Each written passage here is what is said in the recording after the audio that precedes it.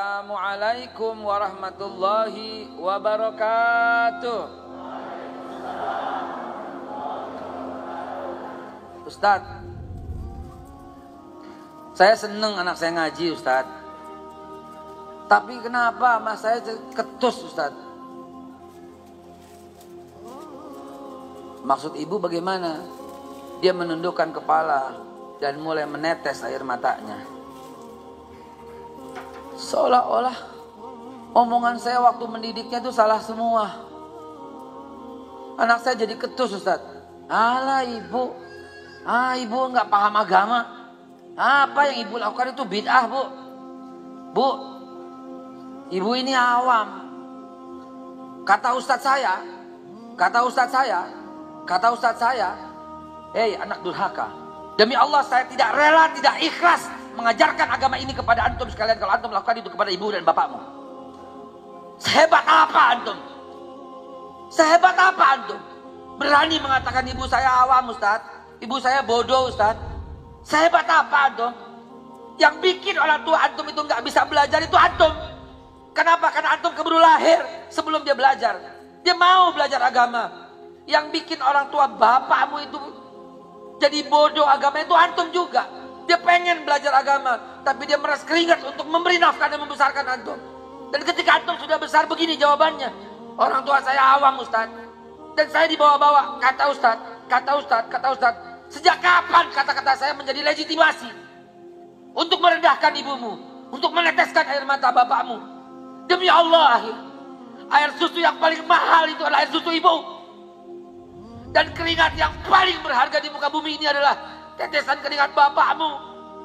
Sejak kapan gitu loh antum yang mengaku hijrah, antum yang mengaku jadi orang beragama, antum yang mengaku menjadi orang yang lebih paham, lalu memaki-maki ibu dengan kata alah ibu bodoh, alah bapak nggak tahu agama, dan meninggalkan mereka dengan tetesan air mata. Demi Allah haram ilmumu, demi Allah haram surga untukmu. Kenapa? Man arda walidayhi faqad arda Allah, wa man askhata walidayhi faqad askhata Allah.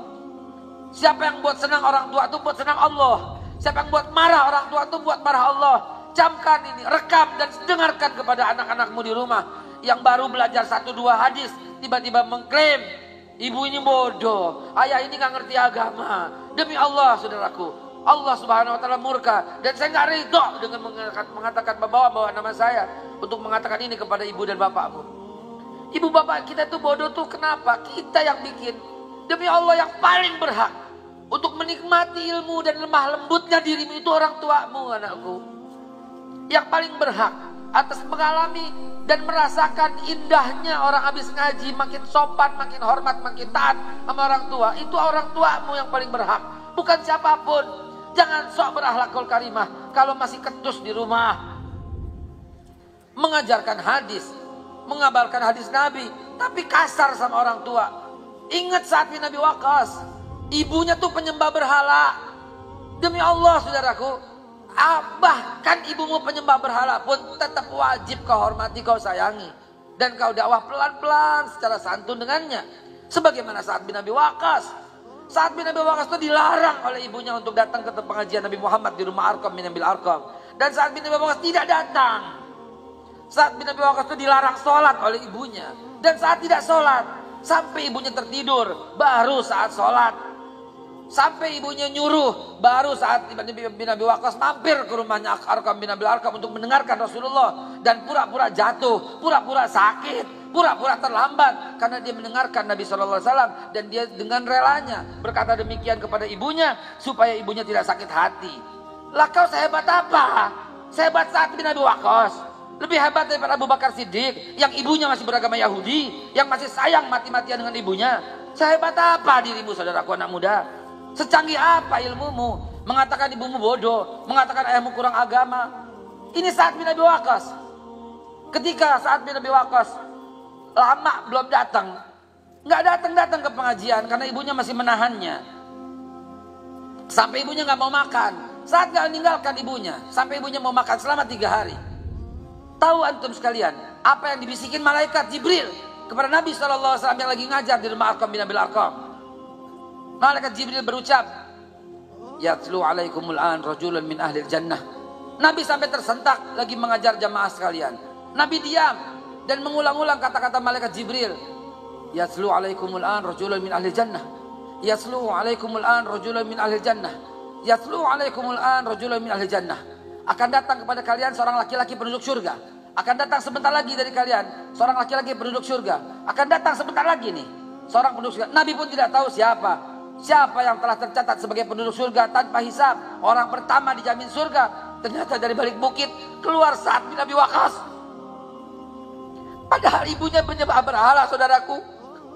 Sa'ad bin Abi Waqqas belum banyak ilmu agamanya.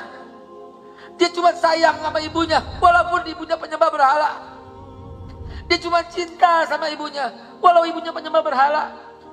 Allah telah jamin masuk surga tanpa hisab melalui lisan Nabi kita Muhammad sallallahu alaihi wasallam.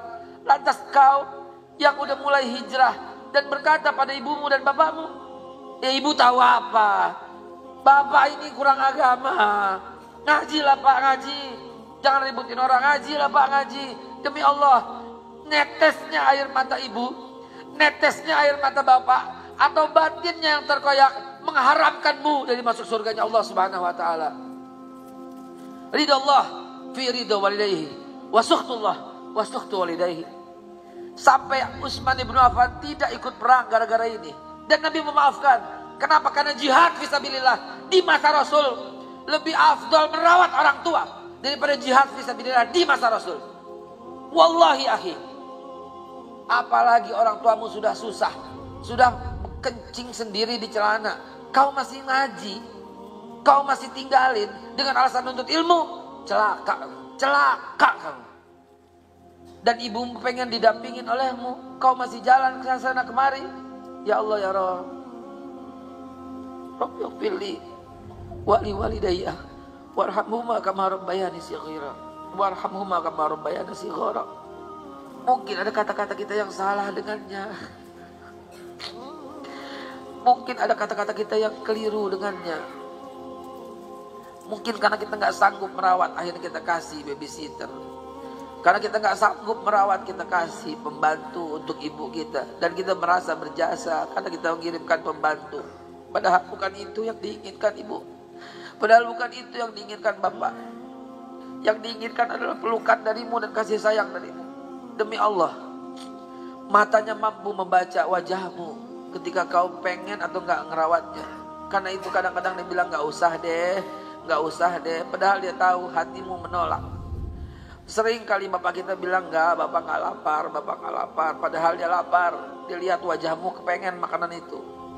Sering kali ibumu berkata jangan sekarang. Dia lihat wajahmu karena kau malas untuk nganterin, sehingga ibumu berkata jangan sekarang. Begitu lunaknya batin ibu dan bapakmu. Tapi kadang-kadang kita kurang paham dengan situasi seperti ini. Billahi taufiq wal hidayah.